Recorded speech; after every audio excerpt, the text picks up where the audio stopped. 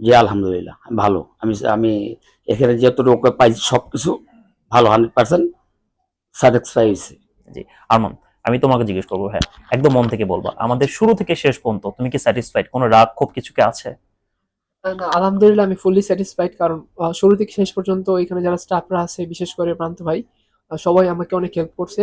বিশেষ করে সবগুলো বিষয়ে কোনো কিছু জিজ্ঞেস করতে হলে জিজ্ঞেস করছি, মানে সব দিকে সাপোর্ট পেয়েছি, আমি অত্যন্ত খুশি।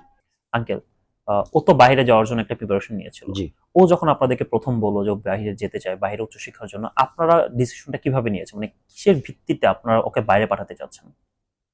জি আঙ্কেল, ভালো কথা। এই আরমান হোসেন রাব্বি ওর ইন্টার পরীক্ষা দেওয়ার পরে আমরা সিদ্ধান্ত নিচ্ছি যে ওকে বাইরে কোনো কান্ট্রিতে লেখাপড়া করাবো। এটা আমার আগের থেকেই সিদ্ধান্ত এবং মতামত ছিল।